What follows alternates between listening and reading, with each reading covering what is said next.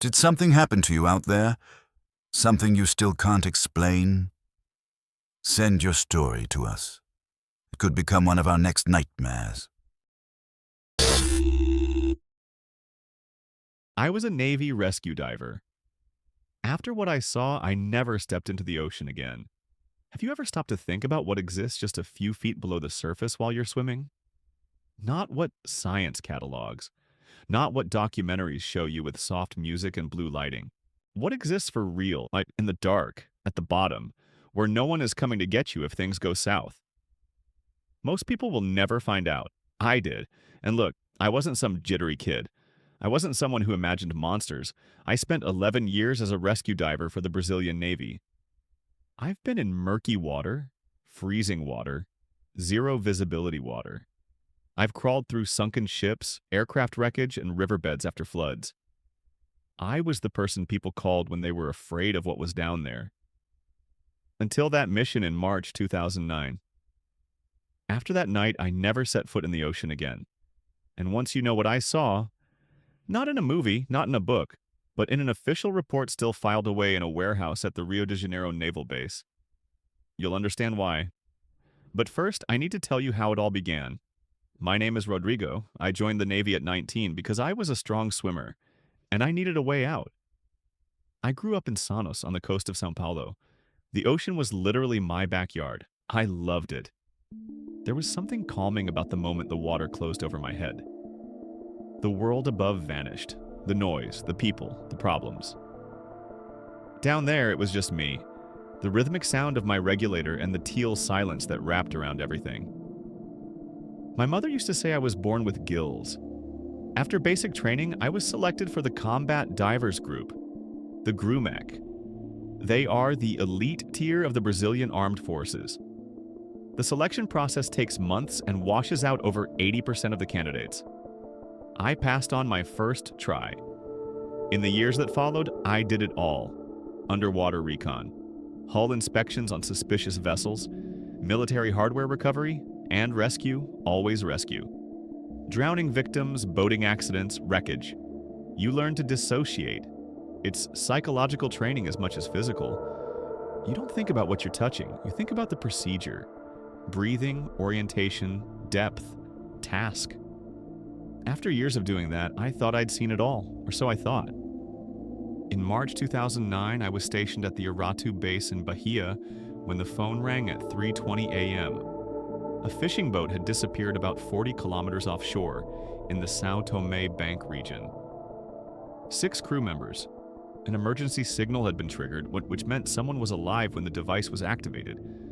But there had been no response to any radio pings afterward. The water in that area ranges from 40 to 80 meters deep. Temperature between 18 and 22 degrees Celsius. Variable visibility. We were on the boat in 40 minutes. On the way, the mission commander briefed us. The vessel had sent the distress signal at 11:40 p.m. The Coast Guard reached the area in less than an hour and found the boat drifting, with no one on board. No crew in the water, no life jackets used, no life rafts deployed. 6 people had simply ceased to be there. Probably all went overboard during a collision or a sudden roll, the commander said. The Coast Guard marked the location, notified us, and left to respond to another call. There was nothing they could do. We reached the site at 5:40 a.m. Still dark, the sea was calm. Disturbingly calm for that region, which usually has significant swells. But then something happened that no one expected. Contrary to the Coast Guard's report, there was no vessel at the site. It had likely sunk in the interval between their arrival and ours. Nothing in sight, no sign of the vessel. The captain said, "Let's check the seabed. We're going to check the bottom, document the vessel's condition, and recover the bodies." Standard protocol. I'd done it dozens of times. My dive partner, I'll call him Fabio, and I were the first in. The water was colder than predicted. About 15 degrees Celsius, 59 degrees Fahrenheit, at the surface, dropping as we descended. Visibility was decent, maybe 6 or 7 meters with our lights. We hit the bottom at about 52 meters.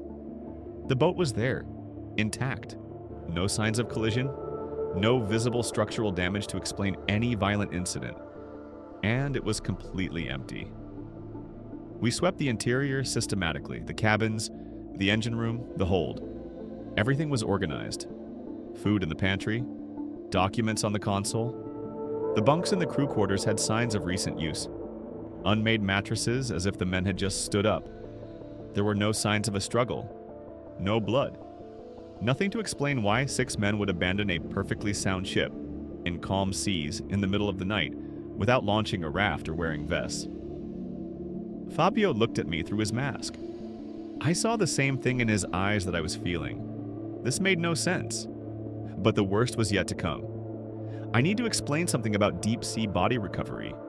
You learn to recognize the smell. Even underwater, with a regulator in your mouth, there is a perceptible sensory shift when decomposition is nearby. The water feels different. The local temperature shifts slightly.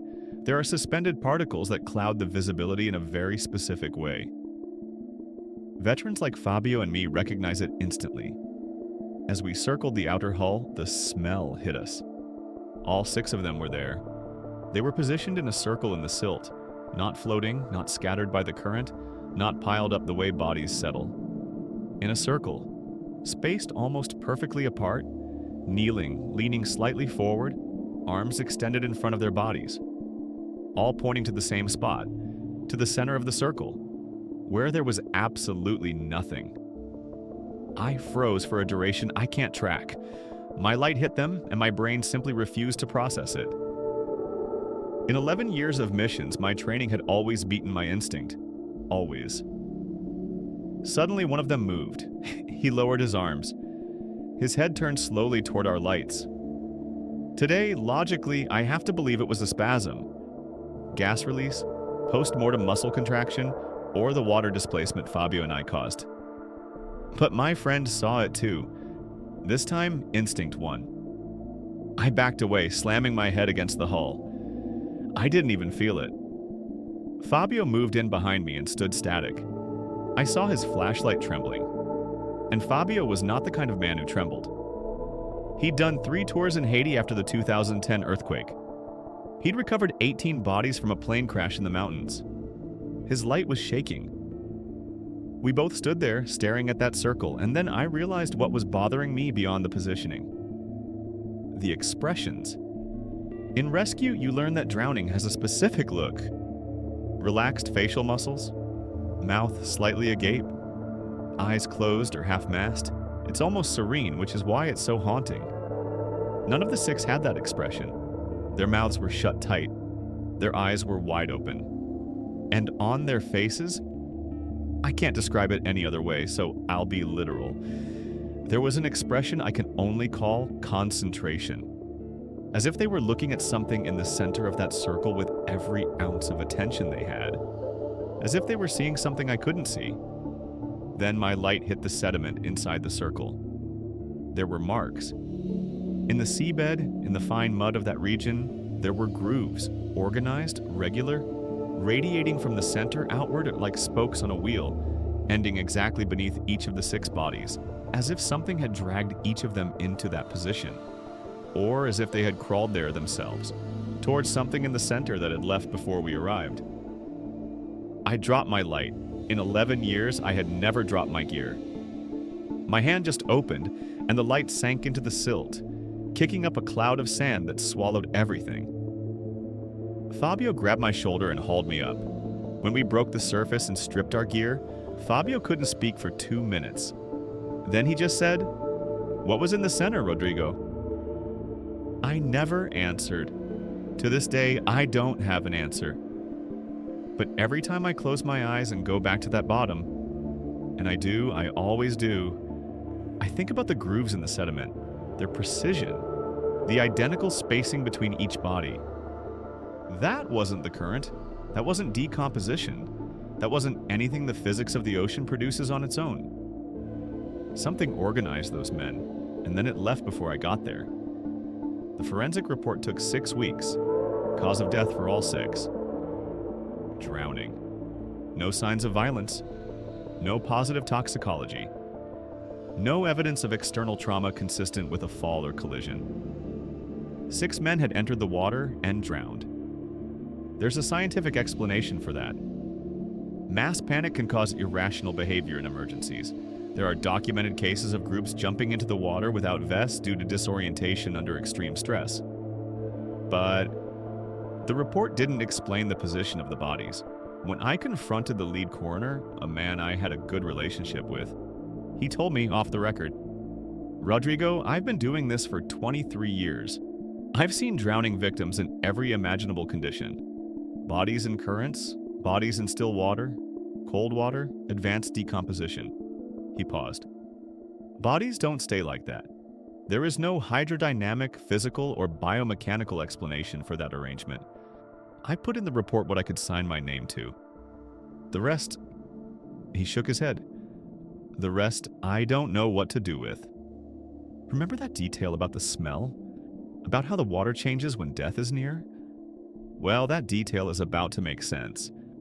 The bodies had an estimated time of death of 18 to 22 hours.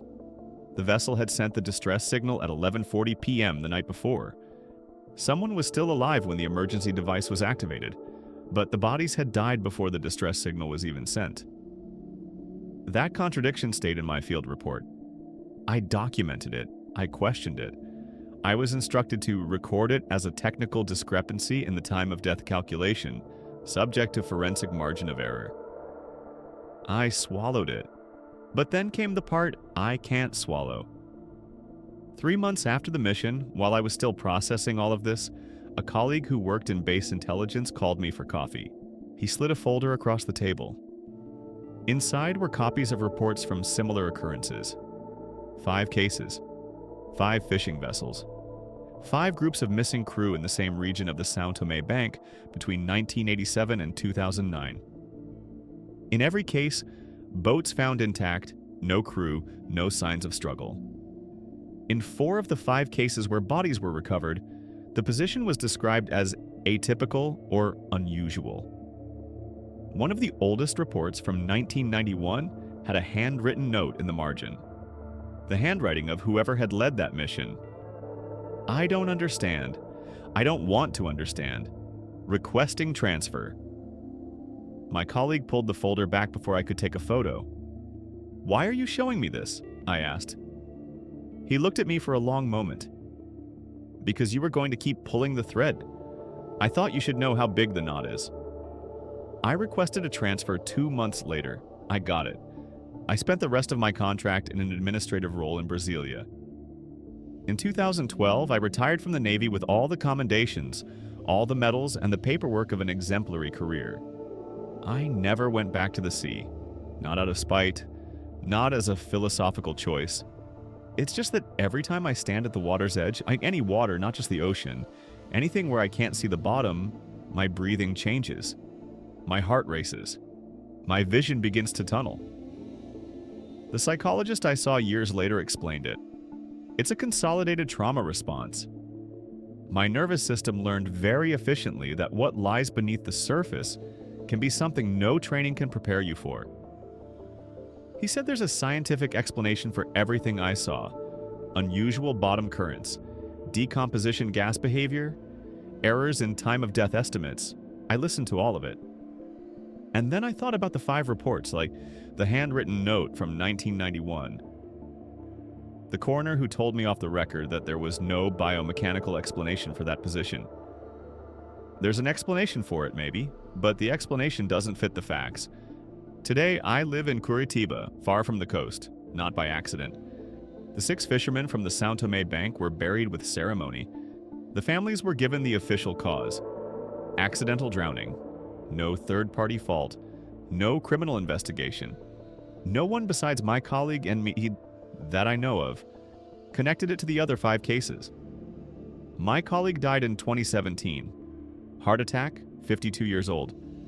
The folder never resurfaced. Sometimes in the dead of night, I think about those 6 men under that boat, in a circle, kneeling, with that expression of frozen concentration on their faces, looking at the center of something I couldn't see. And the grooves in the sediment, the precision, the identical spacing. Something was there, And I wonder, what did they see in the center of that circle in their final moments? What left before I arrived? I don't have an answer. But every time you step into the ocean, or any water where the bottom vanishes before your feet can touch it, remember that there are people trained to go down there when things go wrong. And that some of those people, after what they found, never went back. Maybe they know something you don't.